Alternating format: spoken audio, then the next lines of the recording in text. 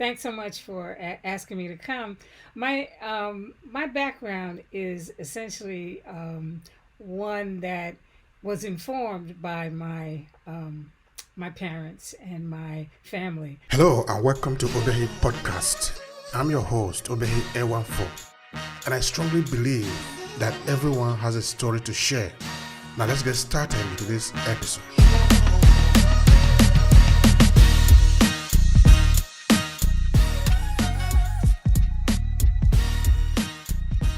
I grew up in New York City, and my parents, particularly my mother, made sure that my brother and I were exposed to all that the city, in all its wonderfulness and craziness, had to offer.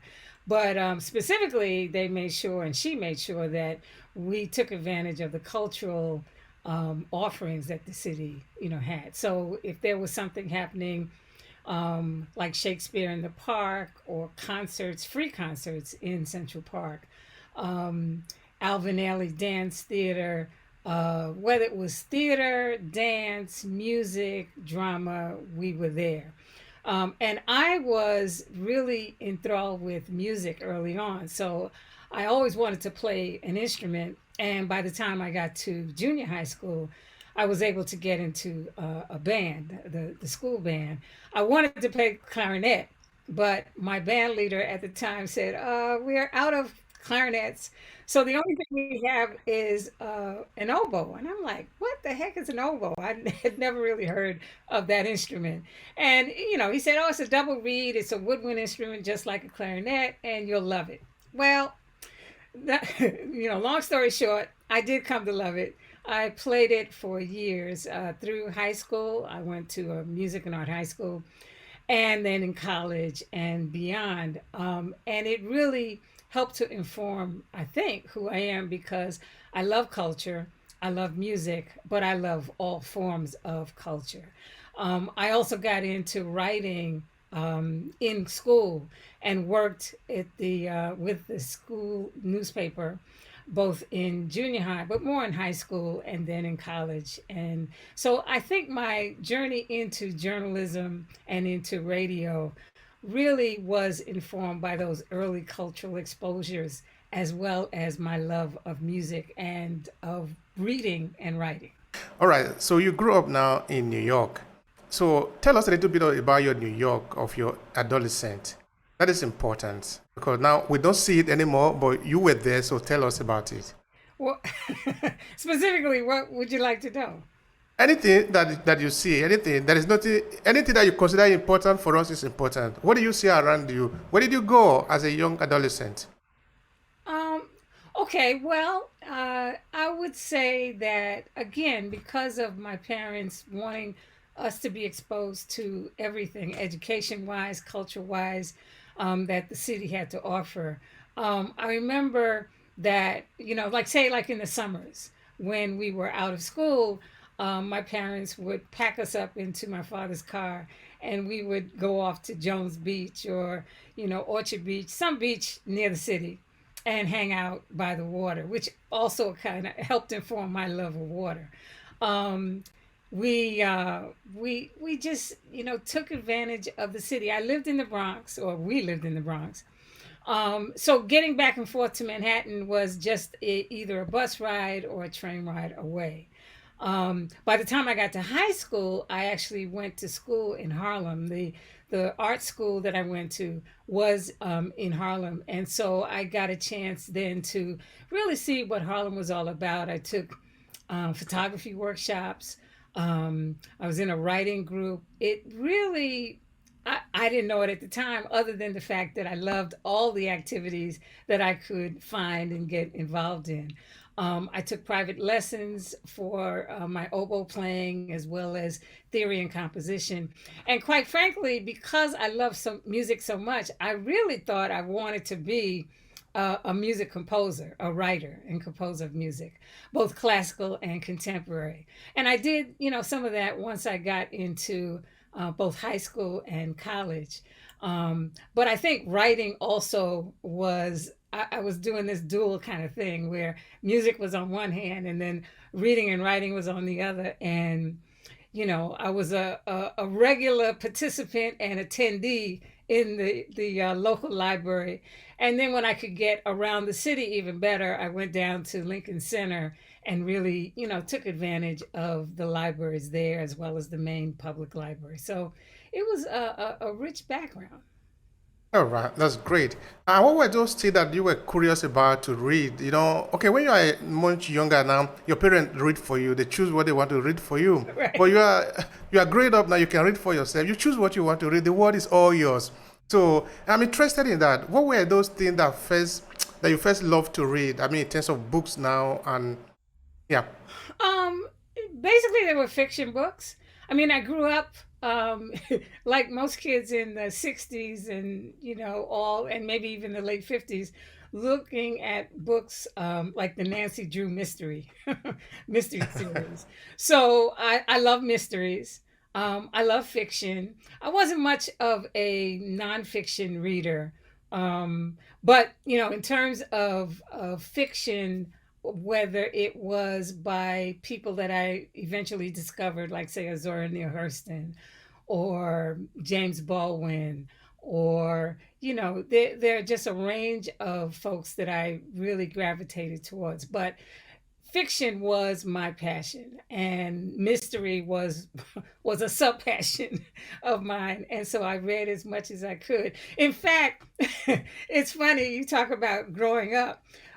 Whenever we would go out anywhere, whether it was just downtown to see a play or, going from one family house to another, I'd always have a book with me, and, and folks would say, "Oh, there you go, Sonja, head stuck in the book again." So, oh yeah. I can see that. All right, so you love book, you love literature, and here we love a lot of story. We like story sharing and all that. But I'm trying to understand now what interested you more or most about journalism. How did you get more interested in journalism? Tell us about that. That's a good question. I guess because um, my curiosity. I was always interested in what was going on in the world, whether it was my immediate world or the larger world. And so journalism seemed, and I don't even know that I would say when I was, say, in high school or younger, that I would say, oh, yeah, I'm going to be a journalist. Because for the most part, I thought I was going to get into and stay in music and find a way to make a living as a musician. But when I really started getting a passion or having a passion for writing, um, I thought that one of the things that I loved about it was the ability to tell stories, to interview people. So that meant that I would meet all kinds of folks from different walks of life and different backgrounds, find out what their story was, and then find a way to present that story or those stories in interesting ways. So I think that journalism and storytelling, specifically, whether it was in print or orally, say for radio, um, was was something that really kind of fed my soul and allowed me to interact with people that I probably never would have interacted with. All right. And then you also started to create content, create media content. Is that? Can you tell us something about that? What were you creating? Books, video, audio? Help us understand a bit about that. No, not video so much. I was I probably because of my music background, it really was audio content. And I would say that that really I started concentrating on that once I was in college. I went into college as a music major, and so like I said, that's what I thought I wanted to do in terms of majoring, and then when I got out of college, moving into the industry. But my first year as a freshman in college, a friend of mine said, "Hey, you're a music major." said, yeah. He said, so you know about music? I said, well, okay, a little. And he said, well, I have a show on a campus radio station, and I'm not as well versed in music as maybe I could be, but you are. So why don't you come and help me on the show? And the show was called The Touch of Love. It was on a Sunday night, and it was like maybe 2 or 3 hours. It wasn't a really long period. But he said, you can help me program the music and then be my sidekick. I said, okay, I'll try it. And so he was Brother Love and I was Sister Touch. That's and, great. and we had a ball. And it was like, wow, this is fun talking about music, the musicians, the context of how they created the music, and then obviously what was going on at the time. And when I realized that people actually made a living doing this kind of thing, I was like, wow, this could be something else. And so, long story short, in a few years, I ended up changing my major from music to communications. And I realized that I could make a living as not just an announcer, but a storyteller on radio, both covering stories, whether it was about music or culture or politics or whatever. But that was really my entrance into communications, and into radio specifically, and using whatever skills I may have had at that time to tell stories orally. All right. And talking of storytelling, and in this case, looking at journalism and communication. Okay, now let's say maybe in the early 17, okay, this period now you have grown, you are already experimented with your work, no? And you're going to be more into media creation, into music and all that. So tell us, what were the things that were inspiring you, that convinced you that you really want to go into this area? I mean, journalism and communication. I mean, looking around in New York, for example. Well, the thing that also happened was I went to college in Chicago. So I went from one big city to another big city, and there was a lot going on culturally in Chicago, both in the black world as well as in the general, city. And so the thing that I was able to do was to move through Chicago and really find items and information that I hadn't been exposed to before. Excuse me, and use sorry about that, and then use that to create content. So, for instance, there is an organization that was formed in 1965 called the AACM, the Association for the Advancement of Creative Musicians. Initially, I got involved with that organization because I took classes while I was in college with that organization, and the gentleman who was the head of it at that time offered Saturday afternoon courses, the classes in theory and ear training that I took advantage of. And there was also a big band that he led, that he said, well, you could be part of this. And I said, well, I play oboe. That's a classical, really seen as a classical instrument, or an instrument that lives in the classical world. And he said, well, no, you can also deal with it in jazz and, other popular music. So I got involved in that. And one of the things that I did while I was in school was I said, well, this is a fascinating story. And there was this whole thing about the Black arts movement of the 70s, and actually 60s and 70s. And so one of my first documentaries was about the Black arts movement in Chicago, looking at the AACM and the Black theater movement in Chicago. And so what I did was I ran around with my little tape recorder, and I would interview the musicians and the actors and the directors, and then tried to figure out how to put it all together in a half an hour cohesive whole. So I would say that that was kind of basically the first time that I really said, okay, here's all this information. I've got all of this, these hours of tape. Now what do I do with it? And how do I make it interesting to someone who doesn't, know about the subject or doesn't know, the breadth of the field. So that was kind of my first thing. And then when I graduated, my first job was actually at a public radio station in, of all places, Cedar Falls, Iowa. Now, I'm a city girl, and Iowa is not, I mean, not to say that Iowa doesn't have cities, because it does. But I was in a very, very small college town because it had an NPR affiliate station. Basically, I was in Cedar Falls, Iowa, and at the University of Northern Iowa.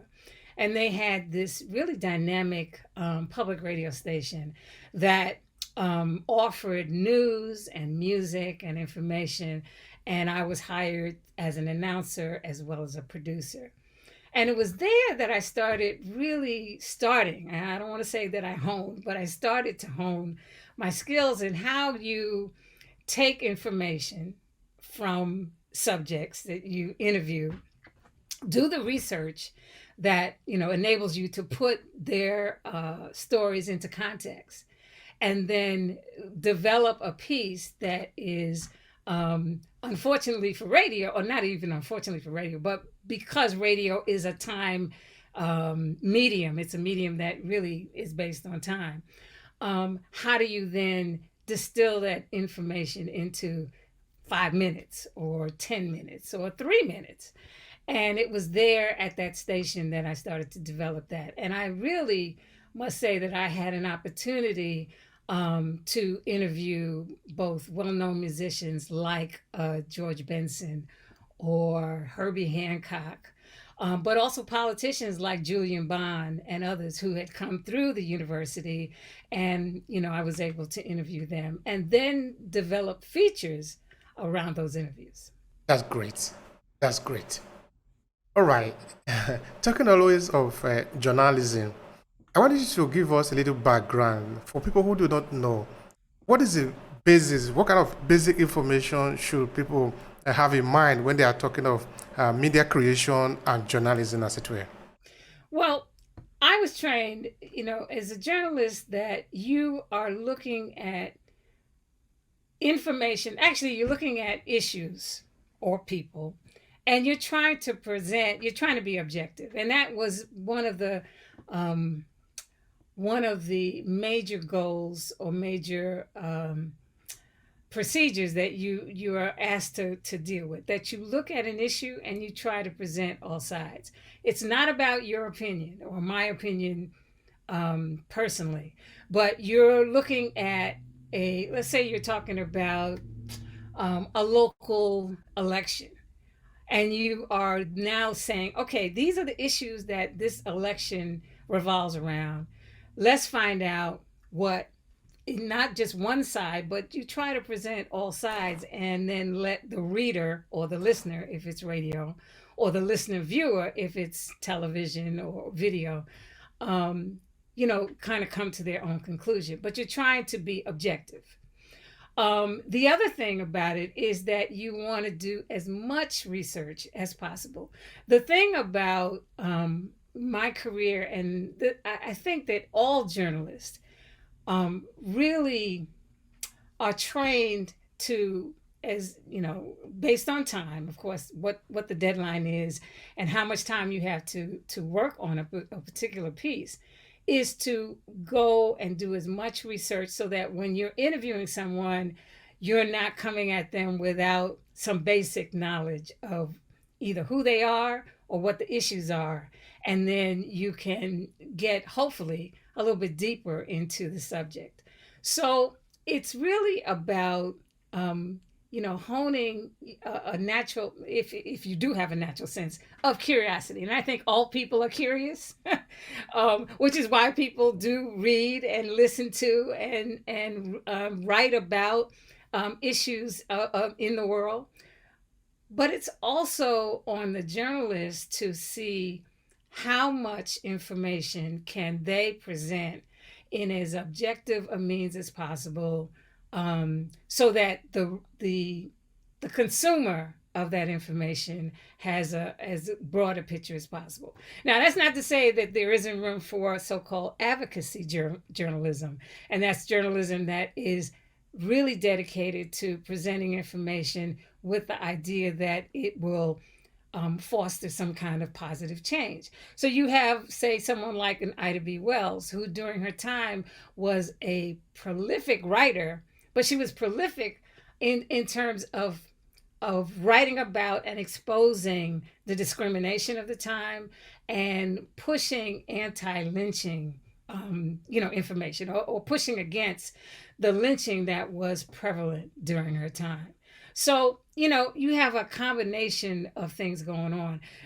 I wrote a book called Word Warrior, and it's about a journalist and a writer who lived from 1984 until, I'm sorry, from 1917 to 1984. His name was Richard Durham. And you would probably call him an advocacy journalist and writer, because his thing was not only presenting the facts, but doing it with the whole idea of providing information to make the society better, to expose injustices with the intent that you want to affect positive social change. I was thinking when you were doing the explanation before that there is this, I don't know if it is a code of ethic for the journalist, that sometimes maybe when they go to report, they don't try to assert much of their opinion inside. They collect the story. They try to be as objective as possible. So I don't know if you want to say more there. Is it like the story they are telling is neutral? They are impartial. And so I wanted to spend some time there helping us to clarify that. Yeah, it's a fine line to walk, but I think most journalists try to walk it. And that is to talk about the issues, but present as many sides as possible. Some people say, oh, there's always two sides to a story. There may be more than two sides. There's this side, there's that side, and then maybe there's something down the middle or on the other side of that. So it's a you're trying to present information, and you have a set time frame. You don't have an unlimited amount of time, whether it's on the page, a virtual page on a computer, whether it's a physical page in a printed newspaper or magazine, whether it's a podcast, whether it's radio, whether it's television, or even in film. You have a limited time frame that you have to tell whatever story it is. And it's really incumbent on the reporter, the journalist, to figure out a way to present as balanced, maybe even balanced is a better word, point of view about the subject as possible. All right, thank you for that. Now, how would you describe the role of journalist in this sense, no? Because I'm trying to see the work that they are getting into now, no? So, how much, I don't want to say how much important is it, the job that they are doing in the society. But anyway, actually, I'm trying to understand from you, how do you describe their role, the role of journalists in shaping a better narration in society? Let's put it this way. Well, journalists have an important role to play, because they are and should be, but mostly they are looking at issues and presenting information that may not be readily available to the general public. Um, Obviously, you have cases where there are investigative journalists, and their goal is to dig deep into items or into subjects and really find out what's going on. For instance, you take the case of Watergate back in the 70s. You have these journalists, Woodward and Bernstein, who said, "Well, wait a minute. There's more going on here about this break-in at the Watergate, which is right down the street here in Washington D.C. That we need to investigate." And they spent many, many hours and days and time looking into what happened at that Watergate, the Democratic headquarters there, who authorized the break in, and how far up the chain did it go. And it obviously led to the White House. Without that kind of determination and skill and interest in really investigating and following that investigation wherever it may take you or them, I think that society benefits or doesn't benefit from not having that kind of dedication. And then obviously, once the reporting is done and then distributed, it does have an impact on the general public because it says, hey, you thought this was going on, but here is the real deal. And of course, you can dispute whether or not some facts are in fact true or not. But the whole idea that journalists can be, I don't want to call them the watchdogs of a society, but they can expose or reveal information and activities that might not normally be revealed, and obviously can have a societal impact, positive and negative. All right. Yeah. That is a fine line. All right. Tell me about the importance of storytelling in journalism. It's it's absolutely important. Now, I will say I have never been and have not ever been interested in the kind of reporting, which I take my hat off to all of my colleagues who do that. But I've not been the kind of reporter to go out and say, oh, hey, there's a fire down the street, or there's this event. Go out, get what you can, come back, and then have it ready for the 6 o'clock, news hour. My interest has always been to do as much research as possible and dig as deeply as possible so that a comprehensive story could be told.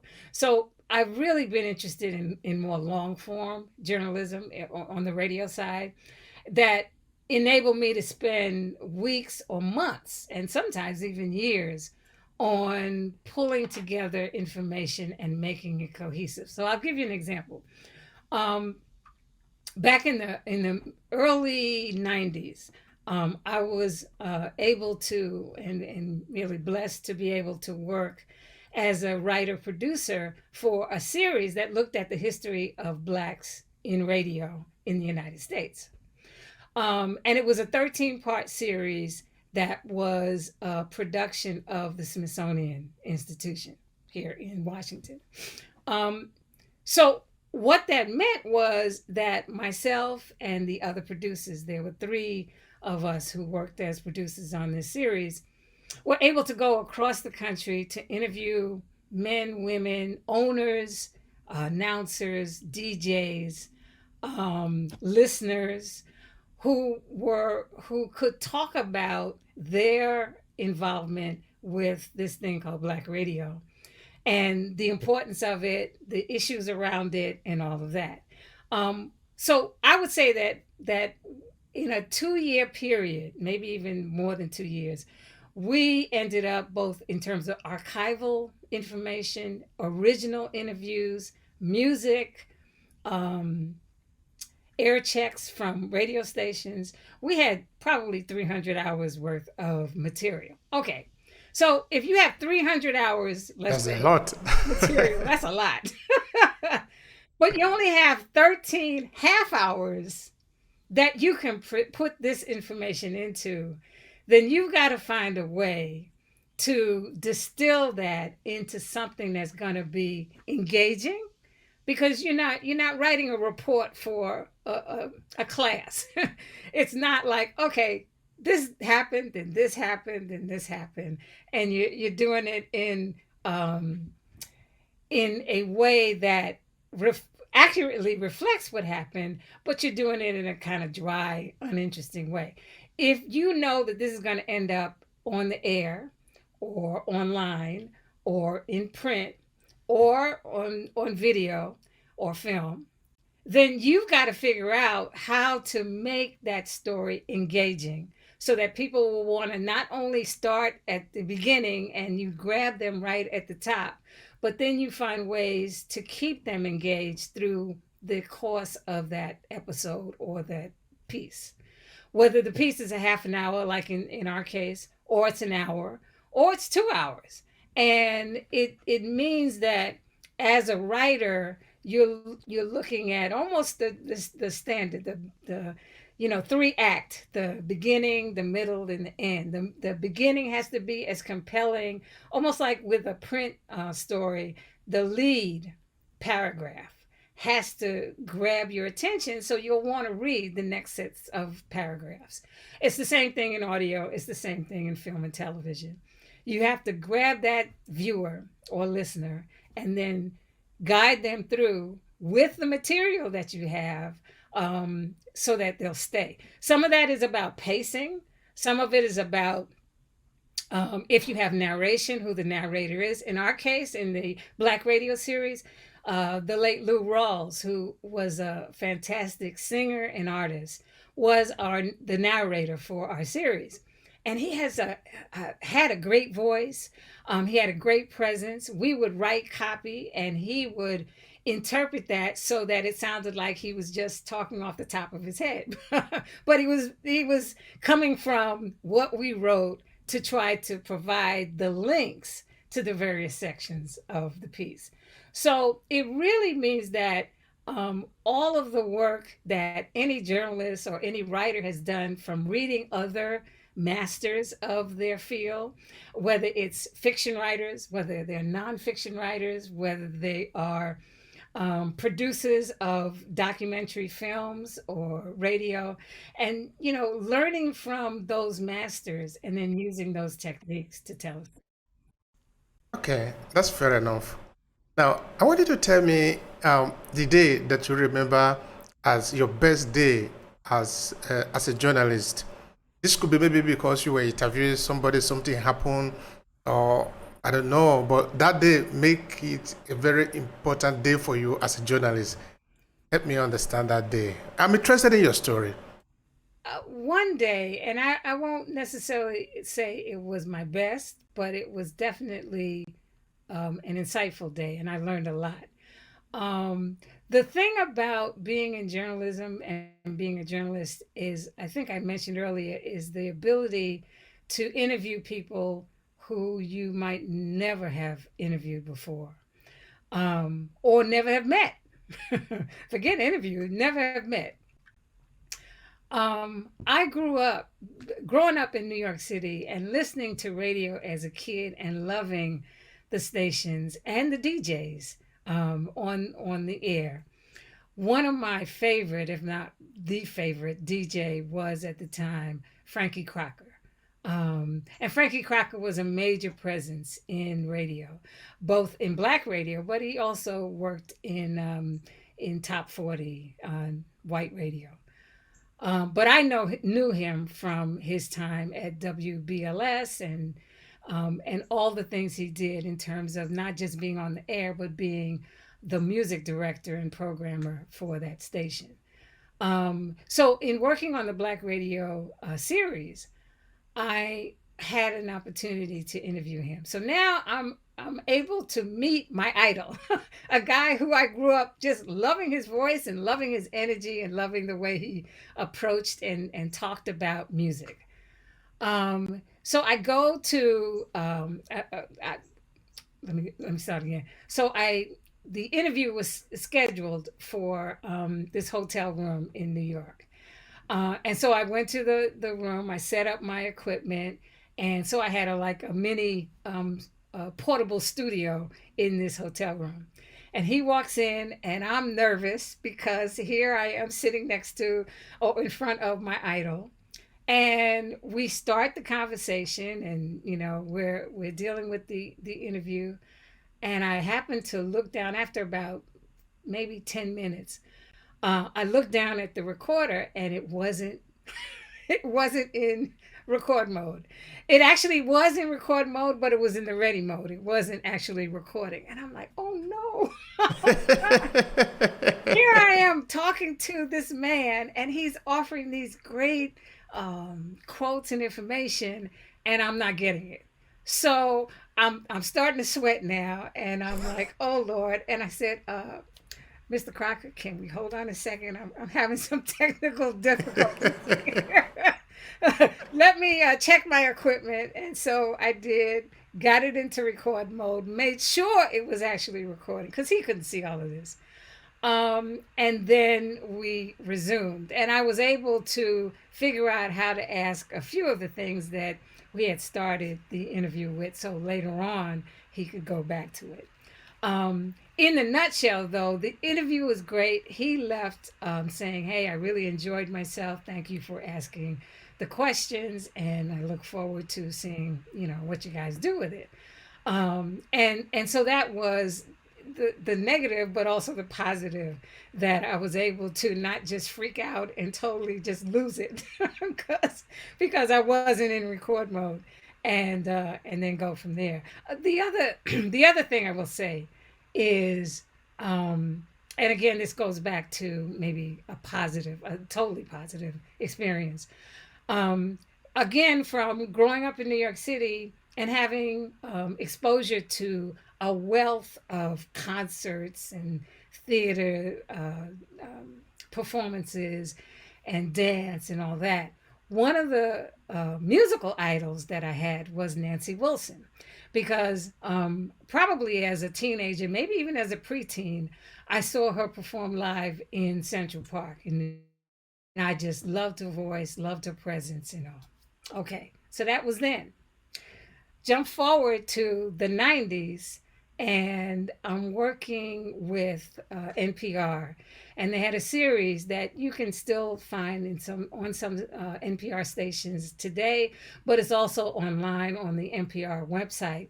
And the series is called Jazz Profiles, and it was a series of hour-long weekly shows that profiled some of the major people, men, women, musicians, and singers in jazz.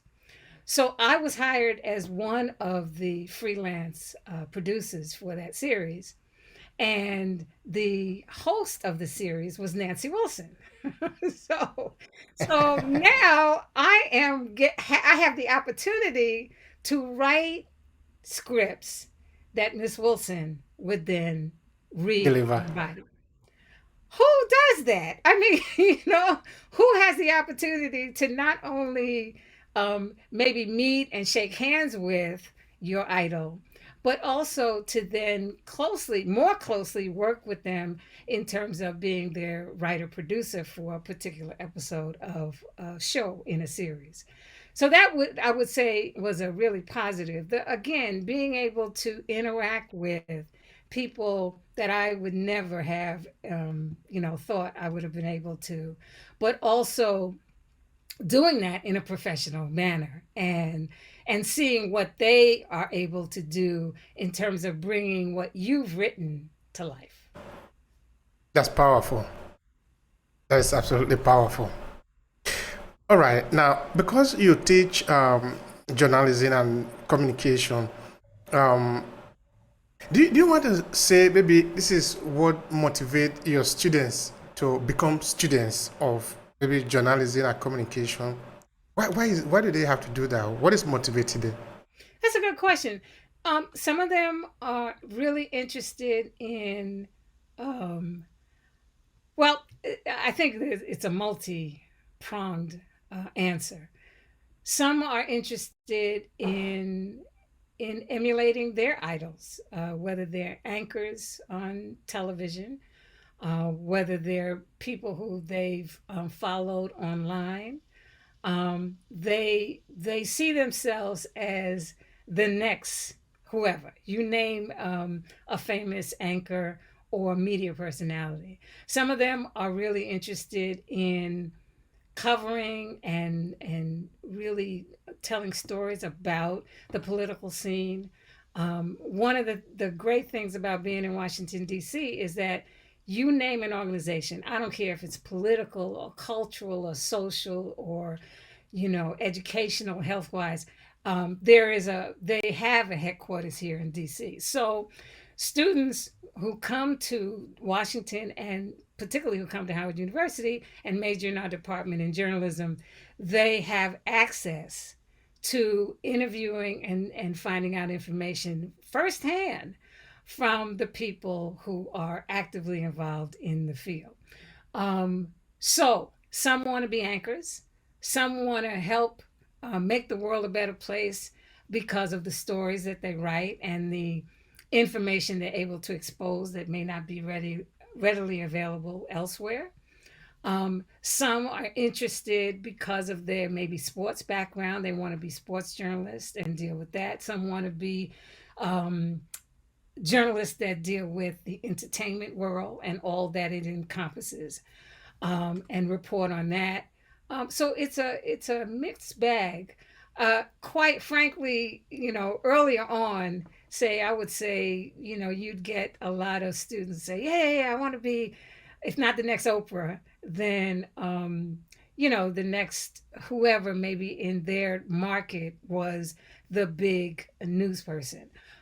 Or in high school, they worked for their student papers or their student radio station or their high school's magazine, and they want to continue that because they have been told, and many of them are really good writers. They want to increase their writing ability and skill. So I think it's a mixed bag, and there's no one size that brings a student, particularly a student at our university, to the field. All right. That also is very interesting. Now, as a teacher in this field, are there rules that people should be guided by? I mean, are there rules for that guide journalism that people should know of? um, Finding the truth and finding the truth in its complexities. Now that's not to say, excuse me, and that's not to say that, the truth is also subjective. What is your truth may not be mine. But looking for and trying to expose as much of the facts as possible, and really digging deep to make sure that what you offer in your reports, again, whether it's online or print or audio or video and audio, um, is as factual as possible and presents as many sides of the equation as possible. Now, you can have journalists who are really clear that this is my point of view, this is my perspective, and this is where I'm coming from. And it's always good to know that, okay, that if this is their perspective, then that's what their reports are going to reflect. And that's really more commentary, opinion based writing. But if you're going to follow journalistic practices and standards and try to be as balanced and objective as possible, you want to look at all ends of the story or the issue and then try to present that as holistically as possible. I can say that that is not a simple work. Say that again? I mean, I can see that that is not a simple work. It's No, not a simple job. not at all. Uh, People, I remember I was working on another series, and it was again for National Public Radio, for NPR. And I was interviewing a gentleman for a series we did on Black sacred music in all its forms. And he said, "Oh man, I would love your job. You just probably sit around and listen to music all day."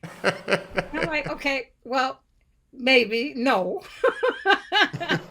I wish.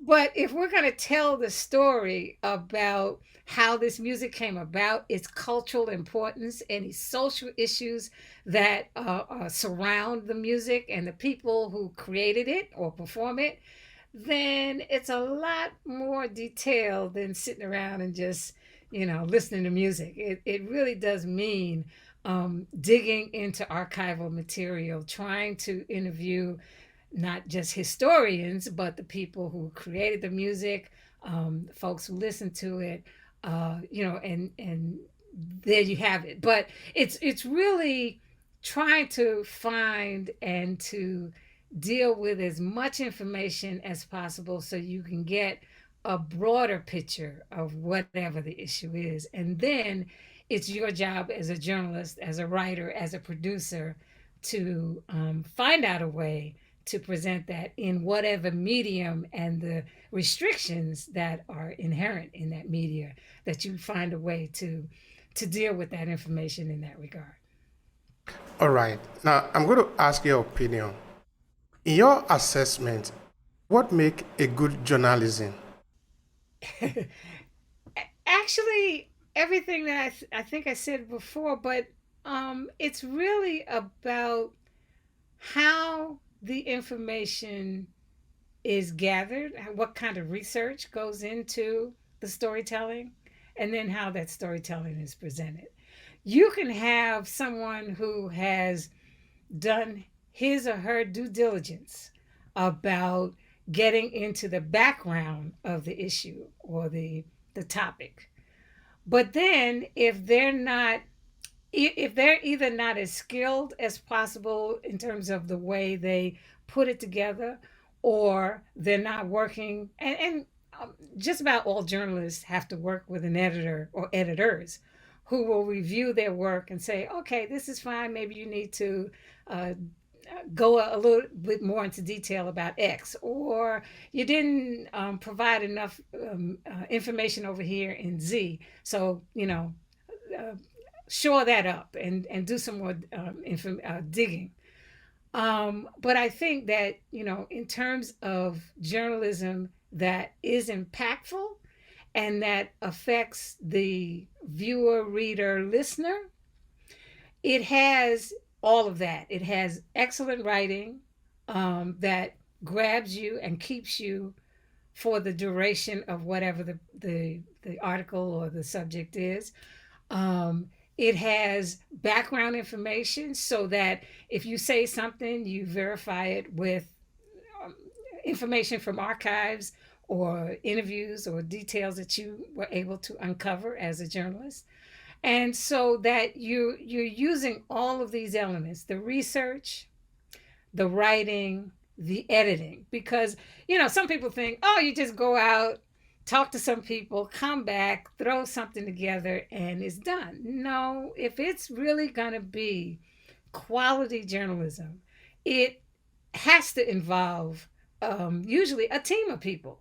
Whether you're the primary person who's getting the information and gathering it and putting it together, someone else will then edit it and provide another point of view about what is strong and what is not about that particular piece, and then what you can do to make it the all that it can be. And I can tell you that obviously journalism that is done well has really positive um, it has a positive impact, or can have a positive impact, in terms of informing the reader, listener,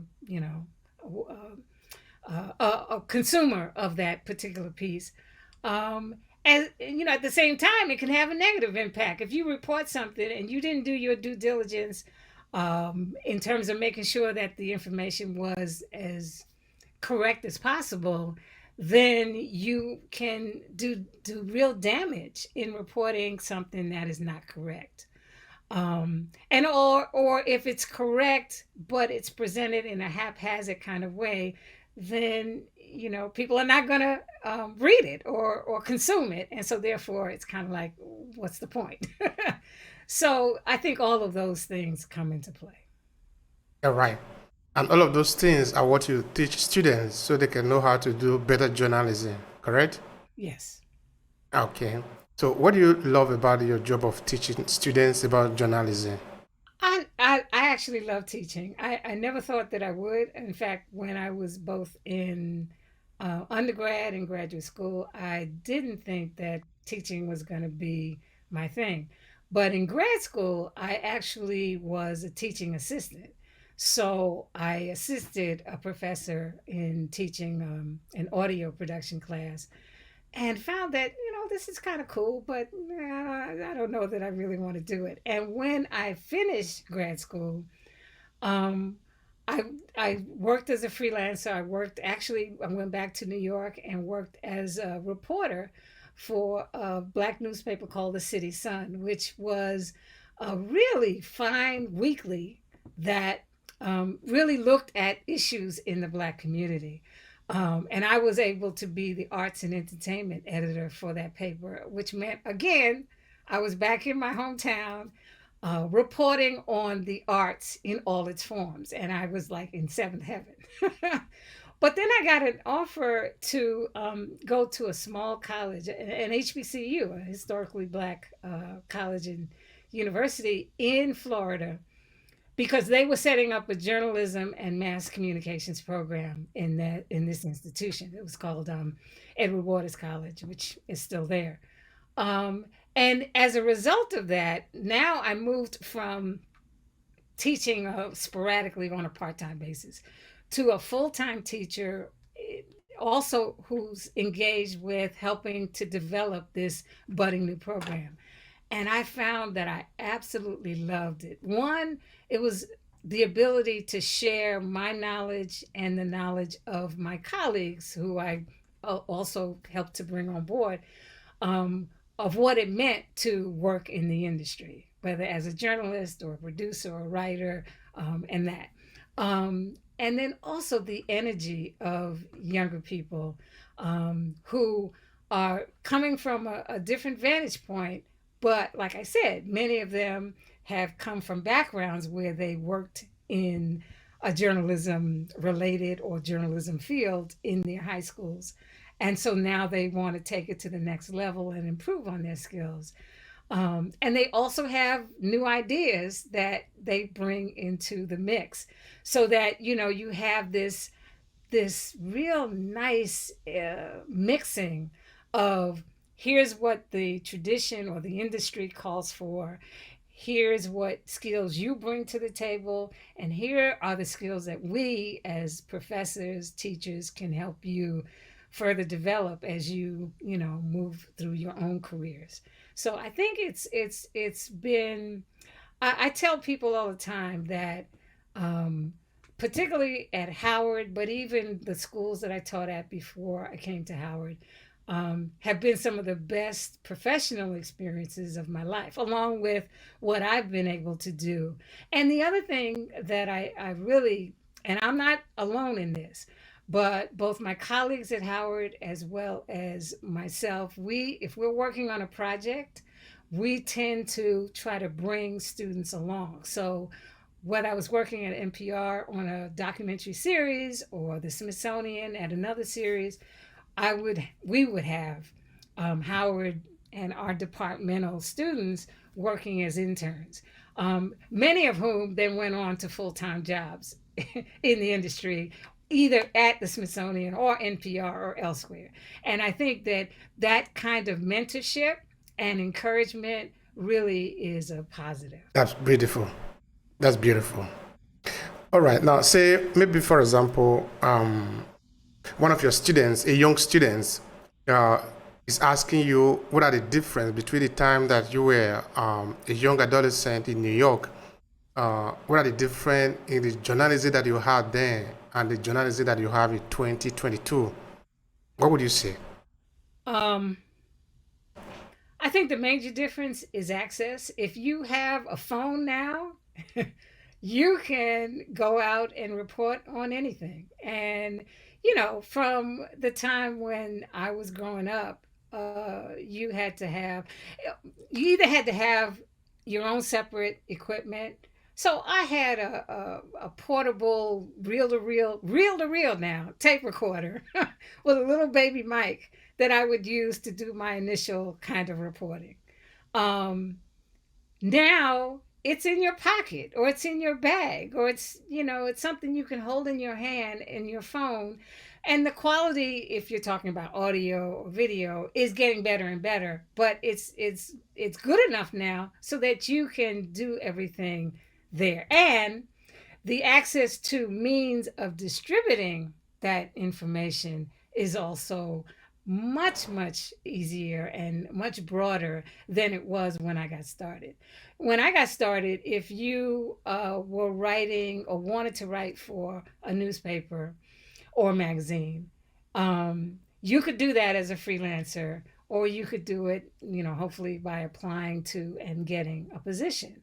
But again, now with the internet, you can set up shop on your own website, whether it's on a YouTube channel, whether it's your own website or something else, and you can then deal with that. Now, um, the only issue with that is that there were a lot more, and some people will call them gatekeepers, but there was a lot more um, opportunity for you to have to go through someone who could edit and vet those stories or that information.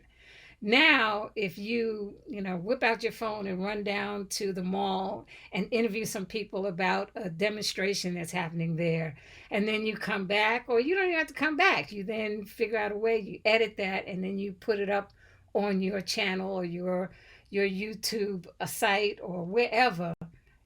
You don't necessarily have someone who will say, well, wait a minute, is this actually something that is true, or that have you vetted this information, and are you sure that this is correct?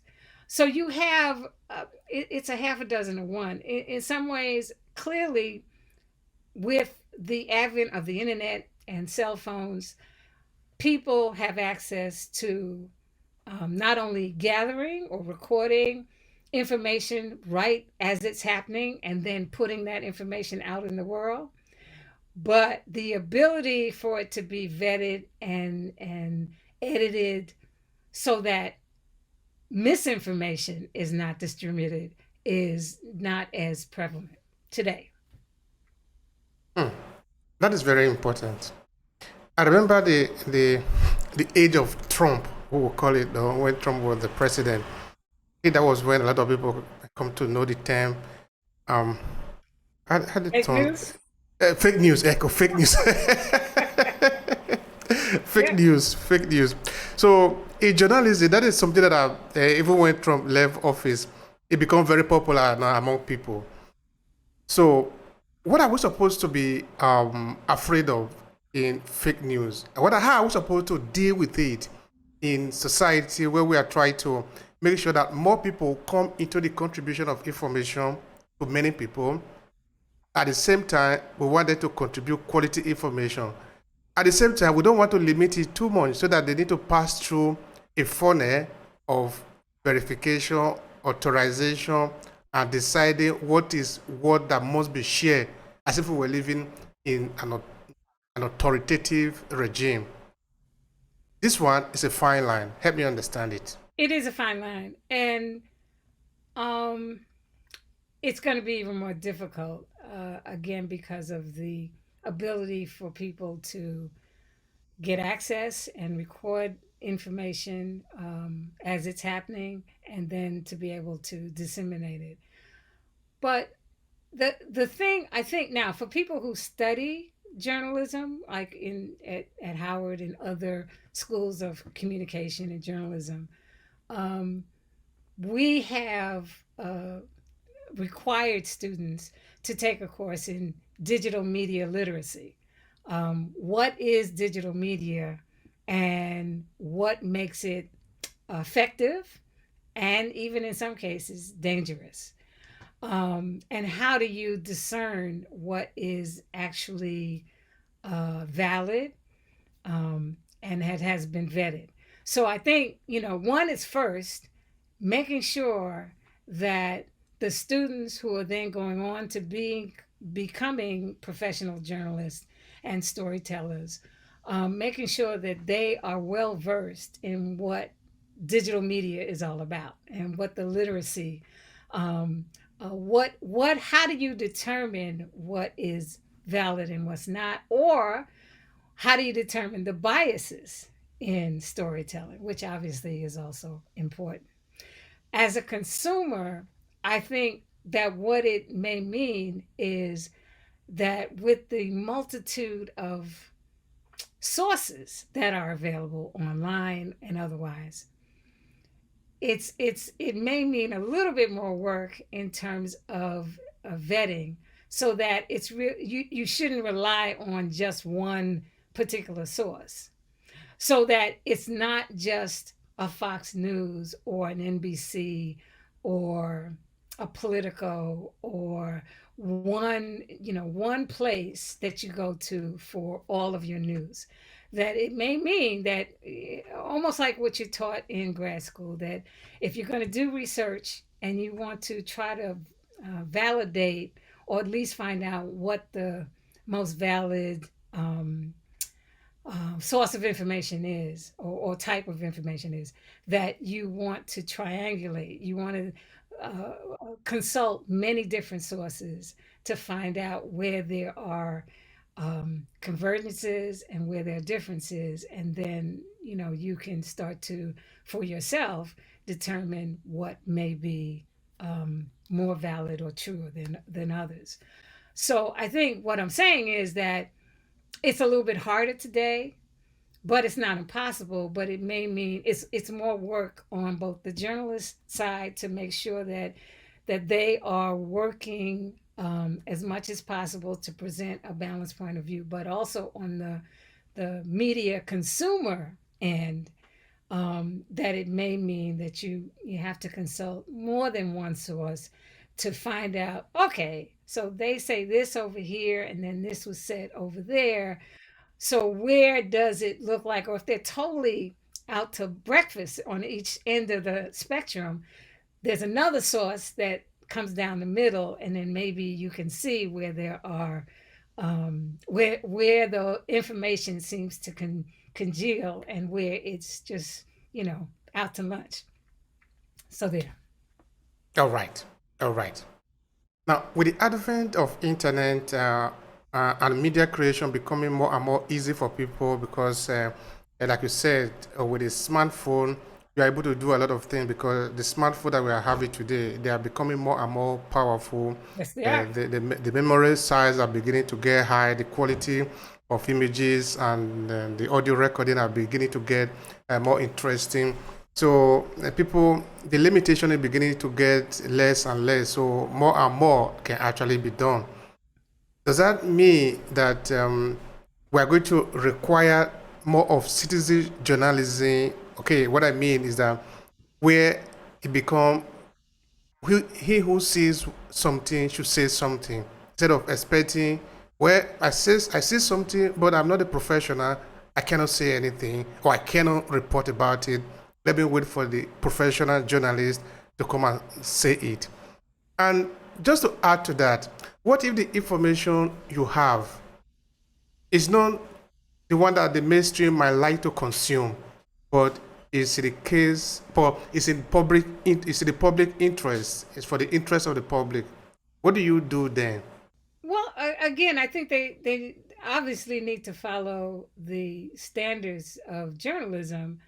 um, they have the opportunity and the ability to not only gather the information, but now, here's the thing: there's a difference between quote unquote breaking news, literally news that's happening right in front of you at the time, and you don't have all of the background information, or access to that, because you're in the middle of an event.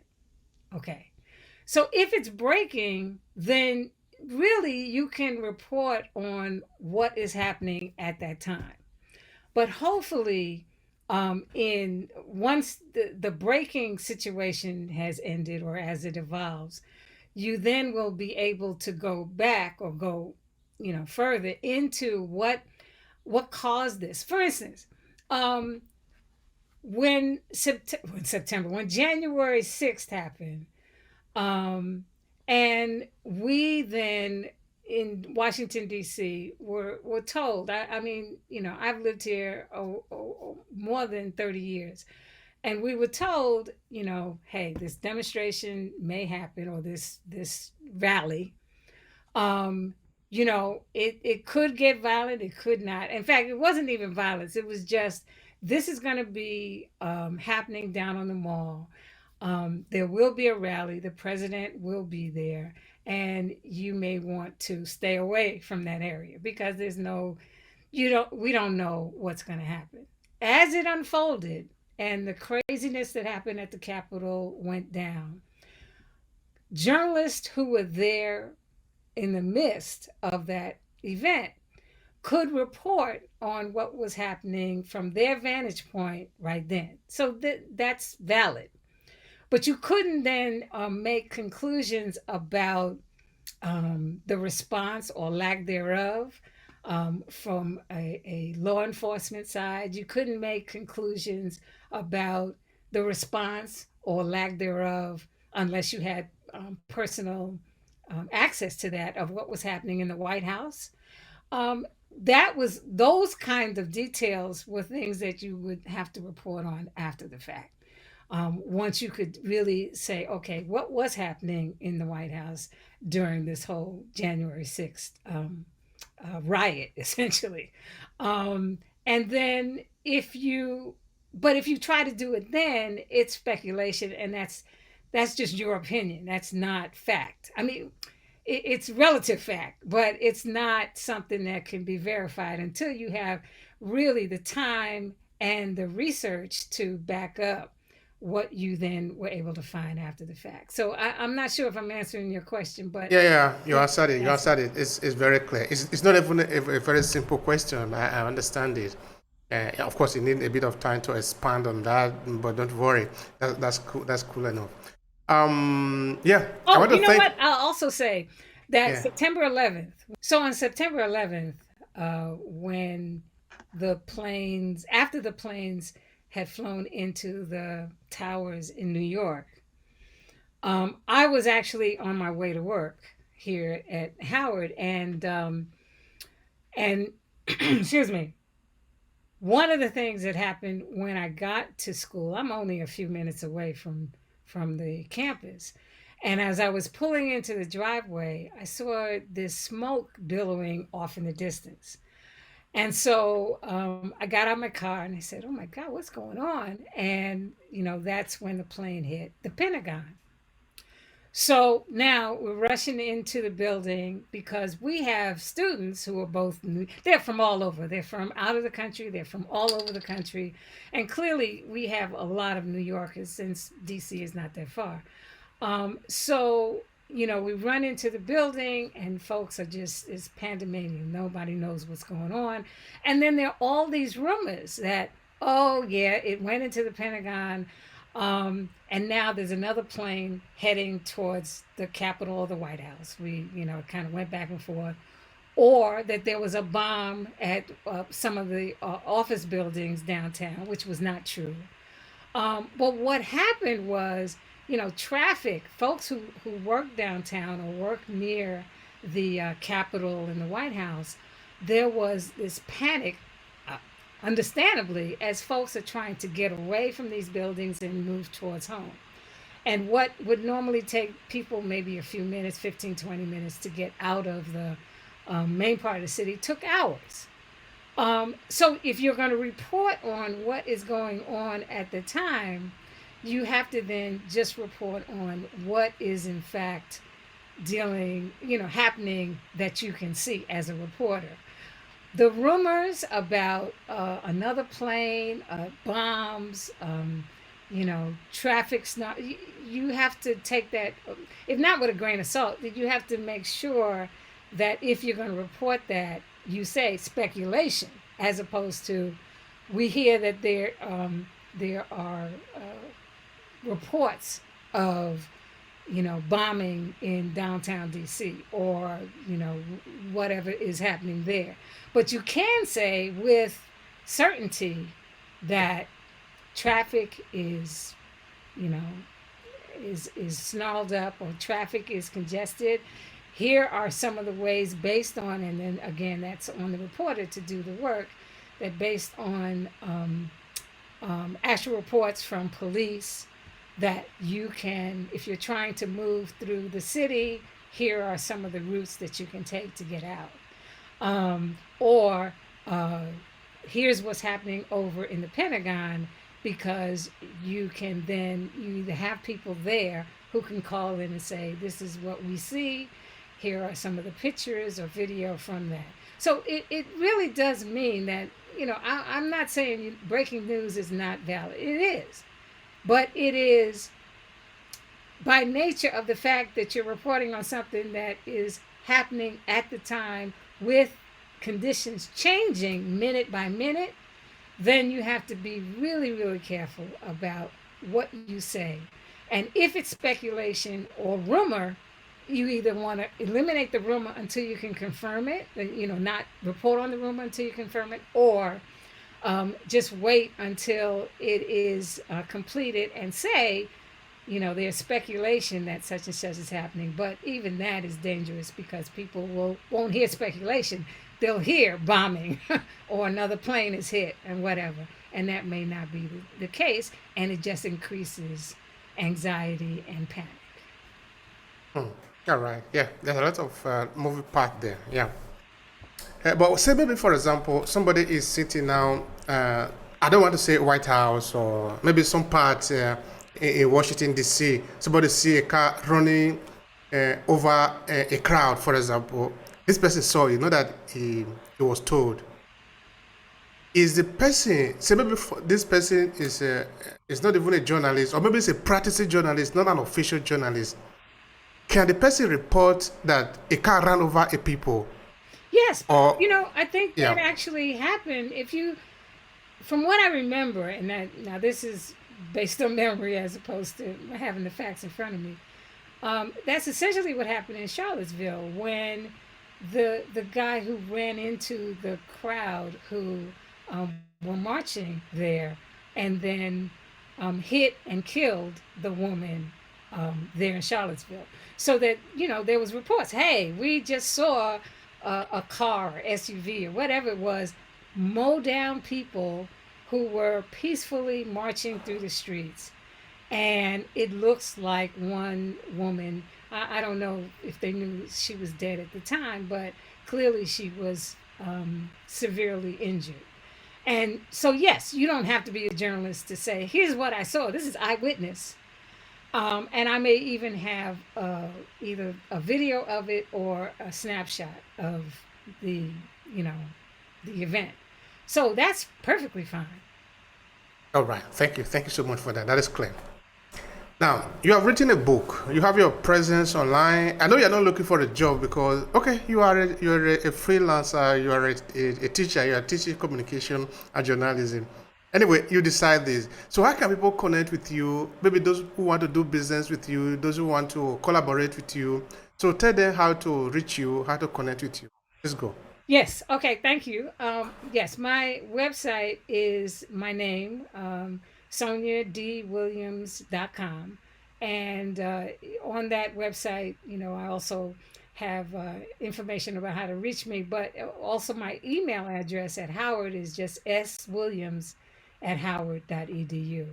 The website contains information about not just my book, Word Warrior, Richard Durham, Radio and Freedom, but also links to my work in radio and in print, so that you can read and listen to my past work and current work, because I also do a podcast or serve as a producer for a podcast series for an organization that deals with biographies, people who write and research biographical work. Do you want to spend a few seconds talking about your book? Give some people some spoiler why they should buy this book.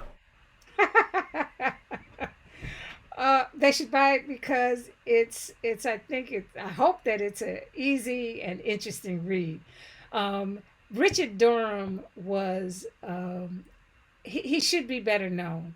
He was a fantastic writer. I mean, just his writing is lyrical and engaging. And he was both a dramatist. He wrote dramas for radio.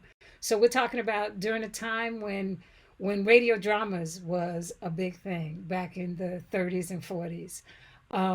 So he was a radio dramatist. He was a journalist. He wrote for the Chicago Defender. He was an editor there as well as a writer. He he also was the editor of Muhammad Speaks, the newspaper of the Nation of Islam, and really helped to deal with expanding the nation's coverage of international affairs and how internationally, not just the nation, because it wasn't, the paper was not just about the Nation of Islam. It was about what was happening with freedom struggles around the world, in the United States, in Africa, in the Caribbean, elsewhere, in Europe, and all. So he was the editor in chief of that paper, and he wrote Muhammad Ali's autobiography back in the 70s. So he had a varied career. He was a labor organizer.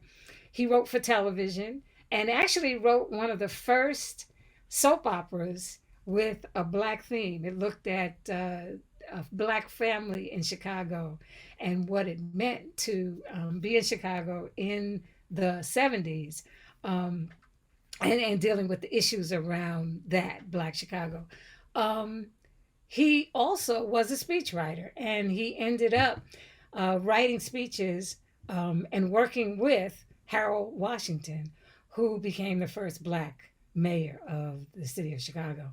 So he had a varied career. He was a dynamic freedom fighter, and he used his words as his weapon in the cause of freedom and justice, not just for black people, but for all oppressed people. And I think his story is a fascinating one because it shows what dedication to a cause can mean if you're using both journalism or drama or speech writing, and even biographical writing. You know, his work with Muhammad Ali was really fascinating because he followed Ali around the world as he was working on his autobiography.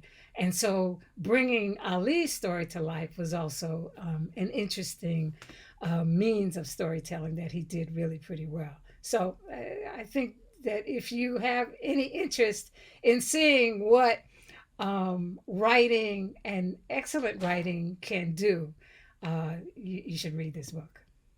All right. Thank you so much. And you said that it's available on where? Where can people It's get it? available at your online store, anywhere. So Barnes and Nobles, Amazon, your favorite online um, portal. All right. People, hey, make sure you check that book out. Read, because it is important to read. Reading is very, very good, very interesting. Reading is fundamental. Yeah, reading is fundamental. That is very fundamental. And oh, the other thing I want to say, Yes, Word please. Warrior is also available as an audiobook. So if you love listening to books rather than sitting and physically reading, it is available as an audiobook, and that is also, you can get the link to that on my website. All right, great. Now, for media creation and journalism, what would you recommend to people that are listening to us now, or maybe young journalists, as a kind of winning strategy in their work? What kind of strategy should they adopt to become better journalists? Oh, just massage and embrace curiosity. Be curious and allow that curiosity to push you to find as much information as possible. I think is really it, and to be as balanced and as comprehensive as possible, not stopping at one space just because it might be the easiest information to gather, but really finding a way to dig deeper and to get as much information as possible so that when you sit down to write, and develop your piece, whatever form it may take, it is as strong as it can possibly be. Super. Do you want to add any other thing to the conversation? I've asked you everything I wanted to ask you. No, I think you covered everything. And thank you for asking about my book. It was a labor of love that took many, many years, but it also took a long time because I was, still working full time as a professor and, head of my department. So, That's great. People must get that book and read. yes, definitely. Thank you so much. It has been a Thank pleasure on my you. part. It's been wonderful. If you enjoyed this podcast, make sure you subscribe so you never miss any of our future episodes. Rate and review Obehi Podcast and share with your friends who might need it. I remain Obehi Ewafo. Thank you so much for listening and talk to you in the next episode.